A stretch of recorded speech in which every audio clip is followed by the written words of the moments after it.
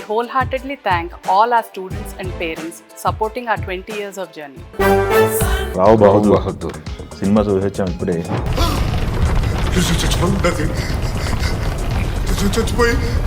అంటే ఆడియన్స్ కొంత కన్ఫ్యూజన్లో సినిమా బాగుందా బాగాలేదో చెప్పలేని పరిస్థితుల్లో ఇప్పుడు కళ్ళకి ప్రపంచం చాలా విశాలంగా కనిపిస్తుందండి. ఈ రావు బహదూర్ అనేది బ్రిటిష్ వాళ్ళు ఆ రోజుల్లో ఇచ్చేటటువంటి ఒక బిరుదు. ఆ మ్యాజిక్ని పూర్తి స్థాయిలో అర్థం చేసుకున్నాడు నటుడిగా సత్యదేవ్. భరద్వాజ గారు సత్యదేవ్ నటించినటువంటి రావు బహదూర్ సినిమా చూసొచ్చాం ఇప్పుడే. ఎలా అనిపించింది మీకు? థియేటర్ పరిస్థితి ఏంటి? ఆడియన్స్ అంటే ఆడియన్స్ కొంత కన్ఫ్యూజన్లో సినిమా బాగుందా బాగాలేదో చెప్పలేని పరిస్థితుల్లో ఇంటర్వెల్ నాటికి తేలారు. క్లైమాక్స్ నాటికి క్లారిటీ వచ్చింది. కాన్ఫిడెంట్గానే బయటకు వచ్చారు. అంటే సినిమా ఎంగేజింగ్గా ఉంది. సాధారణ ప్రేక్షకుడికి కావలసిన ట్విస్టులతోనే నడిచింది. అంటే స్క్రీన్ ప్లే మ్యాజిక్ ఉంది సినిమాలో. ఆ స్క్రీన్ ప్లే మ్యాజిక్ ఒకటే ఉంటే సరిపోదు, దానిలో అండర్లేయర్గా చాలా విషయాలు నడిపాడు. అందులో పర్టికులర్గా రంగుకి సంబంధించినటువంటి ఒక వివక్ష నడుస్తుంది సమాజంలో.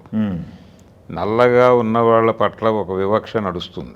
అంటే నలుపు నారాయణ స్వరూపం అంటారు, కానీ ఆ రకమైనటువంటి ఇలాంటి లేయర్స్ చాలా పెట్టుకున్నాడు సినిమాలో. పర్టికులర్గా వివక్షకి సంబంధించి, అలాగే కుటుంబ సంబంధాల్లో ఉండేటువంటి గందరగోళాన్ని కూడా సినిమాలో చాలా బలంగా చెప్పే ప్రయత్నం చేశాడు. దాంతోపాటు కుటుంబ సంబంధాలు అని అనలేం, కానీ మానవ సంబంధాల్లో ఉండేటువంటి గందరగోళం. అంటే పక్క మనిషిని నా ప్రాపర్టీ అని అనుకోవడంలోనే తప్పు ఉంది. అది పిల్లలైనా భార్య అయినా ఎవరైనా సరే నా ప్రాపర్టీ అనుకున్న తర్వాత నేను చెప్పిన మోడల్లో ప్రపంచం ఉండాలి అనేటువంటి పరిస్థితి వస్తుంది. అది వచ్చిన తర్వాత అవతల వాళ్ళ మీద విపరీతమైన ప్రెజర్ బిల్డ్ అవుతుంది. ఆ ప్రెజర్లో నుంచి వాళ్ళ నిర్ణయాలు వాళ్ళు ఎంత వైలెంట్గా తీసుకుంటారు అనేది కూడా ఈ సినిమాలో ఒక లేయర్ నడిపాడు. పర్టికులర్గా హీరోయిన్ క్యారెక్టర్.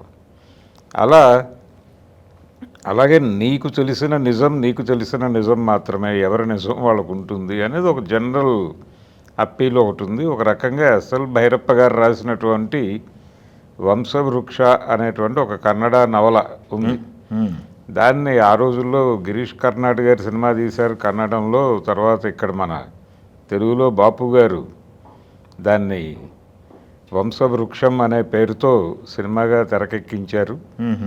కొంచెం ఆ ఛాయలు కూడా కనిపిస్తాయి. అంటే ఒక పెద్ద వంశం మాది, ఒక పెద్ద లెగసీ అనేటువంటి ఒక ఫీలింగ్లో ఉంటుంది ప్రపంచం. ఈ పర్టికులర్గా ఈ రాజవంశాలకు చెందినటువంటి వాళ్ళు, అది ఏ రాజవంశమైనా కావచ్చు, జమీందారీ వంశం అందాం, రాజవంశాలు కూడా కాదు ఇవి, జమీందారీలు. ఈ జమీందారీ పిల్లలు వాళ్ళల్లో ఒక విపరీతమైనటువంటి భూస్వామ్య మనస్తత్వంతో పెరుగుతారు, కానీ వాళ్ళు చదువుల్లోకి బయట ప్రపంచంలోకి వెళ్ళిపోయిన తర్వాత, బయట ప్రపంచం అర్థమైపోయిన తర్వాత వాళ్ళు చాలా డెమోక్రటిక్గా మారిపోతారు. మారిపోయిన తర్వాత వాళ్ళల్లో నుంచే కొంచెం అభిప్రాయాలు అవి దొర్లుతాయి. ఈ దొర్లుతున్న క్రమంలో మళ్ళీ వీళ్ళని కంట్రోల్లోకి తీసుకొచ్చి మనమేమిటి, మన ప్రపంచం ఏమిటి, మన వంశం ఏమిటి అనేది ఒక మళ్ళీ వీళ్ళని స్వస్వరూప జ్ఞానం అంటారు. ఆ స్వస్వరూప జ్ఞానం కలిగించి మళ్ళీ ట్రాక్లోకి తీసుకొచ్చేస్తారు. అది తీసుకొచ్చిన తర్వాత వాడికి బయట ప్రపంచము తెలుసు, లోపల ప్రపంచము తెలుసు, ఒక గందరగోళం నడుస్తూ ఉంటుంది. ఈ సైకలాజికల్ గందరగోళాన్ని కూడా ఒక లేయర్గా పట్టుకొచ్చేసి ఈ రావు బహదూర్ అనేది బ్రిటిష్ వాళ్ళు ఆ రోజుల్లో ఇచ్చేటటువంటి ఒక బిరుదు. ఆ బిరుదు మీద అది దాన్ని వంశపారంపర్యంగా కొనసాగిస్తూ ఉంటారు. బ్రిటిష్ రూల్ వెళ్ళిపోయినప్పటికీ ఇది వీళ్ళ పేరుల్లో భాగమైపోయి అలా ట్రావెల్ అవుతూ ఉంటుంది. వీళ్ళు కూడా ఆ వంశస్థులుగా చెప్పుకోవడానికి చాలా గ్రాండ్గా ఫీల్ అవుతూ ఉంటారు. అయితే ఈ భవంతుల చీకటిలో మగ్గిపోతున్నటువంటి జీవితాలు చాలా ఉంటాయి. ఆ మగ్గిపోయినటువంటి మగ్గిపోతున్నటువంటి జీవితాలు, వాటి ఛాయలు అవి ఎలా ఉంటాయి అనేది చాలా నేకెడ్గా చెప్పే ప్రయత్నం చేశాడు వెంకటేష్ మహా.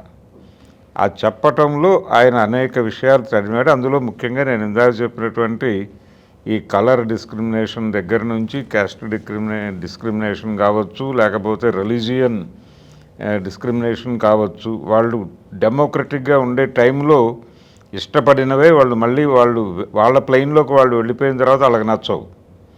కానీ అప్పటికే వాళ్ళ జీవితంతో ఇవన్నీ ట్రావెల్ అవుతూ ఉంటాయి, వీటిని వదిలించుకునే ప్రయత్నం చేస్తూ ఉంటారు.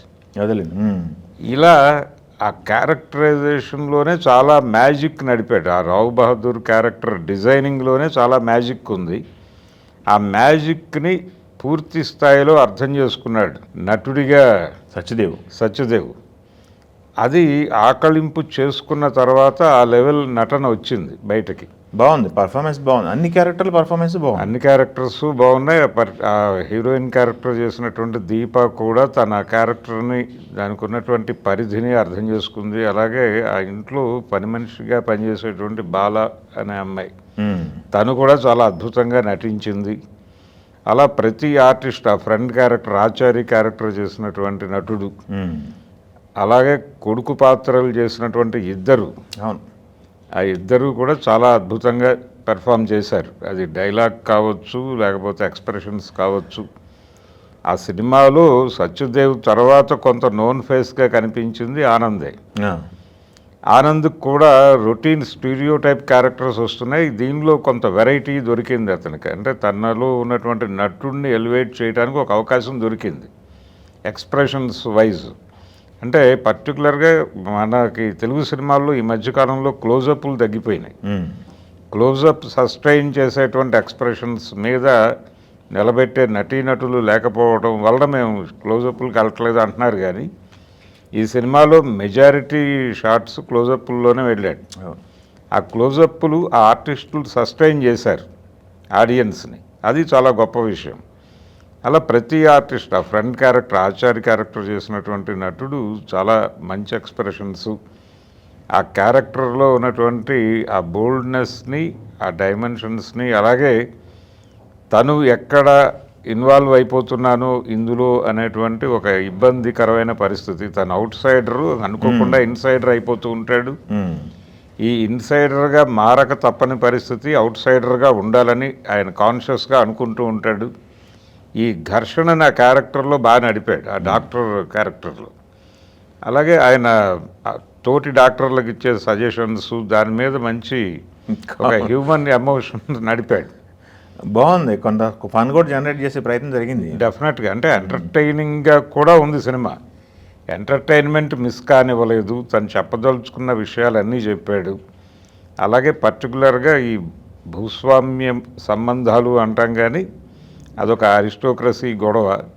ఆ నేచర్ ఉన్నటువంటి వాళ్ళు ఎలా ఉంటారు, వాళ్ళ జీవితాన్ని ఎలా చూస్తారు, అవన్నీ బాగా పట్టుకున్నాడు, స్టడీ చేశాడు. ఓవరాల్గా ఒక మంచి సినిమా. అంటే అతని నుంచి ఏ రకమైన కంటెంట్ ఎక్స్పెక్ట్ చేస్తారో ఆడియన్స్, అలాంటి కంటెంటే డెలివర్ అయింది. ఇది అంటే ఇదేదో కొంచెం ఇంటలెక్చువల్ ప్లెయిన్లో నడిపాడు సినిమాని అని ఎవరైనా అనుకుంటే పొరపాటే. అతను మాస్ ఆడియన్స్ కూడా సినిమా కనెక్ట్ అవుతుంది. అదే, కాకపోతే చాలా సందర్భాల్లో వీళ్ళు అనుకున్న లేయర్స్ ప్రాపర్గా ఆడియన్స్కి కనెక్ట్ కావు. ఈ సినిమాలో అలాంటి ప్రమాదం జరగల. అతను అనుకున్న ప్రతి లేయర్ని చాలా పద్ధతిగా జనంకి కనెక్ట్ అయ్యే పద్ధతిలోనే తీసుకెళ్ళాడు. ఆ తీసుకువెళ్ళగలగటం అనేది సక్సెస్. డైరెక్టర్ విజయం సాధించేశాడు అక్కడికే. అందుకని ఇది ఏదో సరదాగా థియేటర్కి వెళ్ళటం కాదు. ఇప్పుడు ఎవరు ఏ సినిమా అటెంప్ట్ చేసినా అంతిమంగా మీరు ఆడియన్స్కి కొన్ని కొత్త విండోస్ ఓపెన్ చేయాలి. ఓపెన్ చేసిన తర్వాత మాత్రమే వాళ్ళు బయటకు వచ్చి రియాక్షన్ పాజిటివ్గా వస్తుంది. అందుకని దానికి సంబంధించి ఆడియన్స్ నుంచి ఒక పాజిటివ్ నోట్ తీసుకురాగలిగినటువంటి సరంజామా అయితే ఉంది సినిమాలో. అందుకని అంటే ఒకటి రెగ్యులర్ సినిమా చూద్దాము అని లోపలికి వెళ్ళిన వాళ్ళకైతే ఇది సర్ప్రైజ్ లా ఉంటుంది. అంటే దీని తాలూకా ప్రమోషనల్ కంటెంట్ కూడా అలాంటి అభిప్రాయం కలిగించలేదు. మా ఒక డిఫరెంట్ సినిమా చూడబోతున్నాం అనేది అతను ముందు చేసిన సినిమాలు, అది కంచరపాలెం కావచ్చు, లేకపోతే ఉమామహేశ్వర ఉగ్రరూపస్య, అది రీమేక్ సినిమా అయినప్పటికీ కూడా తన మార్కు మ్యాజిక్ ఉంటుంది ఆ సినిమాలో కూడా. అలాగే ఆర్టిస్ట్ సెలక్షన్ మీద చాలా ఎక్కువ ఫోకస్ పెడతాడు అతను. ఈ కాస్టింగ్ వైజ్ చాలా కేర్ తీసుకుంటాడు. ఆ కేర్ అన్ని సినిమాల్లోనూ కనిపించింది మనకు. అక్కడి నుంచి మొదలు పెడితే కంచరపాలెం దగ్గర నుంచి మొదలు పెడితే ఈ సినిమా వరకు కనిపించింది. మధ్యలో తను రచయితగా కొన్ని సినిమాలకు పనిచేశాడు. ఆ సినిమాల గురించి మాట్లాడుకోకుండా ఉంటే ఈ సినిమాలో డైరెక్టర్గా తను కథని ఎలా ఊహించుకుంటాడో ఆ ఊహించుకున్న దాన్ని చాలా పద్ధతిగా ఎగ్జిక్యూట్ చేశాడు, తెర మీదకు తీసుకొచ్చాడు. అందుకు ప్రత్యేకంగా అభినందించాలి. అంటే తెలుగు సినిమాకి ఒక సౌండ్ డైరెక్టర్ ఇతను. అది మనకు ఆల్రెడీ ఆ 2 సినిమాలు అర్థం చేయించినాయి, కానీ ఈ సినిమా ఇంకొంచెం బలంగా చెప్పింది. ఆర్టిస్టుల నుంచి పెర్ఫార్మెన్స్ తీసుకోవటం కానీ, వాళ్ళకి క్యారెక్టర్లు అర్థం చేయించటం కానీ. ఇలాంటి థాట్ ఒకటి, ఈ రకంగా ఆలోచించాలి, ఇలాంటి సినిమా తీయాలన్నా కానీ గట్స్ ఉండాలి. ఎందుకంటే కమర్షియల్గా జనాలు వస్తారా లేదా, వర్కౌట్ అయిద్దా, జనాలు నచ్చిద్దా లేదా, అవును, చాలా రకాల క్యాల్కులేషన్స్ ఉంటాయి కదా అసలు. అవును, సినిమా అంటేనే లెక్కలు ఉంటాయి కదా. థియేటర్ని ఎమోషనలైజ్ చేయగలమా లేదా, ఎంగేజ్ చేయగలమా లేదా, ఎంటర్టైన్ చేయగలమా లేదా అనేదే 3 ప్రశ్నలు. ఆ 3 ప్రశ్నలతో పాటు వాళ్ళకి కొన్ని కొత్త విషయాలు తెలియజేయటం అనేది అదనపు ప్యాకేజీ. దీనిలో ఆ 3 నడిపాడు అతను. అదేలేండి. ప్రారంభం కొంచెం ఏదో ఎక్కడో వెళ్తోంది సినిమా అనిపించినప్పటికీ అదే ఇన్వాల్వ్ అవ్వడానికి ఒక 5 minutes టైం పట్టుద్ది. అవును, ఆ 5 నిమిషాల తర్వాత తను తీసుకెళ్ళిపోయాడు. పెద్దగా హడావిడి హంగామా లేదు. ఒక భవంతి, దాని చుట్టూ నడిపినటువంటి సినిమా. లిమిటెడ్ ఏరియాలో మాత్రమే ఈ సీజీ వర్కులు అవి వాడుకున్నాడు. చాలా క్రమశిక్షణతో తీసినటువంటి సినిమాలాగా ఉంది అది. చాలా పద్ధతిగా, నిజాయితీగా చెప్పదలుచుకున్న విషయాన్ని వాళ్ళు ప్రపంచం ముందుకు తీసుకొచ్చారు. మహేష్ బాబు వాయిస్ ఓవర్లో ఇచ్చాడు, మొన్న ఒక ట్రైలర్ రిలీజ్ చేశారు కదా.